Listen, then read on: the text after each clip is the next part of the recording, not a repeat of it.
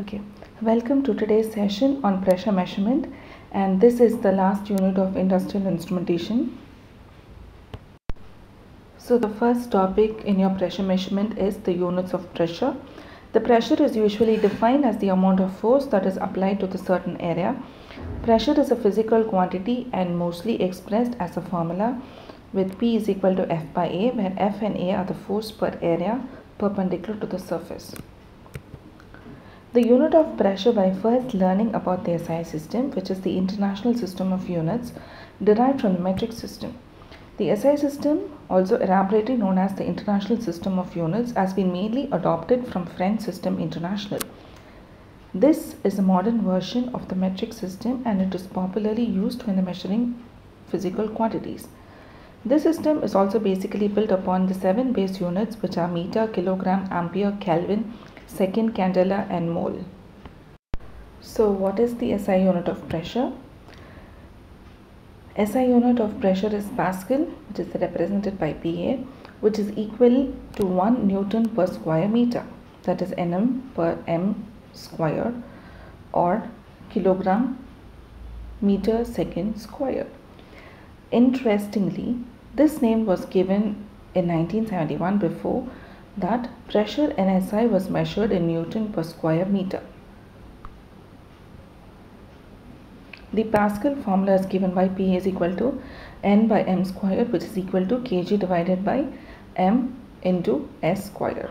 Now other units of pressures are, there are several other units of pressure such as pounds per square inch and bar, unit of atmospheric pressure in ATM, centimeters of water, millimeters of mercury or inches of mercury, torr, MSW and FSW. So let's move on into manometers. Manometers is the device during which an acceptable liquid is employed within the manometric column to observe the difference in pressure between two totally different locations, or one will say between a definite point and another, therefore the atmosphere. Mostly 5 types of manometers are there. The first is a U-tube manometer, differential U-tube manometer, inverted U-tube manometer, micromanometer and the inclined manometer. The first is a U-tube manometer. It consists of a U-formed bent tube. If you look into the diagram, you can just analyze it as I read it. It consists of a U-formed bent tube whose one end is hooked up to the gauge location A and alternative location is receptive to the atmosphere. It's then stuffed with liquid. The density of the liquid dictates the varying of pressures that may be observed. If one port is left open to the atmosphere and therefore the alternative port is connected to the pressure to be observed, the device acts as a gauge pressure meter. If each ports are connected to two totally different unknown pressures, the instrument acts as a differential gauge. It will observe each positive and negative pressures. It contains liquid of specific gravity larger than that of a liquid that the pressure is to be observed, where Y is the specific weight of the liquid, P is the pressure at A, which we are going to calculate. Hence the pressure at A is P is equal to Y2 H2 minus Y1 H1. The next type is the differential U-tube manometer. The differential U-tube manometer is extremely similar to the U-tube manometer, as we tend to mention on top of. Here one open location, which is thought about as the atmospheric location in U-tube, is connected to a different pressure location, that is B. This manometer is largely used to observe the differences between the total different points, otherwise to calculate the difference. The next type is the inverted U-tube manometer.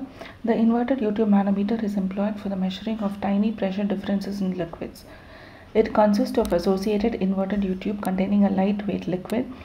This is often used to observe the differences of low pressures between 2 points whenever higher accuracy is needed. It typically consists of associate air cork at the prime of manometric liquid kind. So the inverted U-tube differential manometer can have one inverted U-tube with a lightweight liquid, and following are the assumptions that you want to derive for the equation given. Let us think about that inverted U-tube differential manometer is connected with 2 points in 2 pipes as displayed in the figure. These 2 pipes are full of totally different relative density liquid. Now, as given in the figure, the purpose of A and B are totally at different level.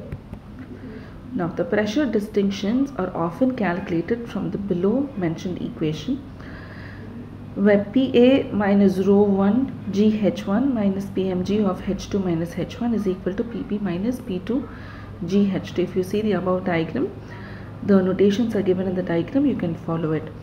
Now, after rearranging it, your equations become this, whereas PM is the density of manometric liquid and rho 2 rho 1 are the density of 2 totally different liquids.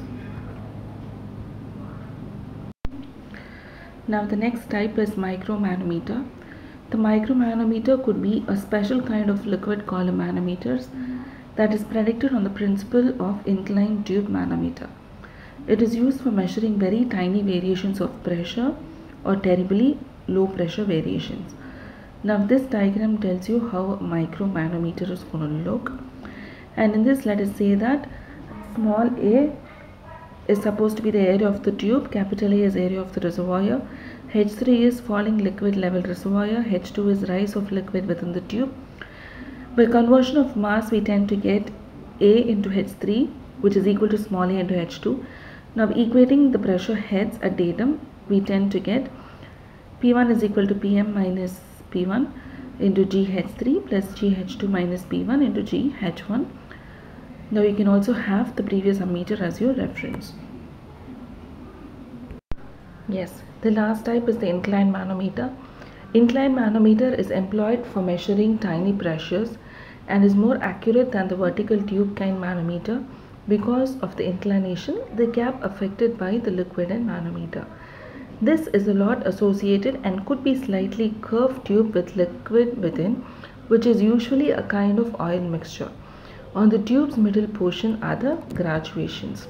Now this diagram tells you how an inclined manometer is going to look, and because it is inclined, it takes a position in an angle, and again H1 and H2 are the heights, and as said, the middle portion it will have the graduations, and that's the oil mixture filled in. Now the manometer's inclined angle provides several benefits. A little or low quantity of pressure against the inclined manometer can manufacture an oversized liquid movement relative to the tube's graduations. As a result, the graduation scales are often so precise down to 100th of a millimeter accuracy. With this, we have come to the end of manometer types. Thank you.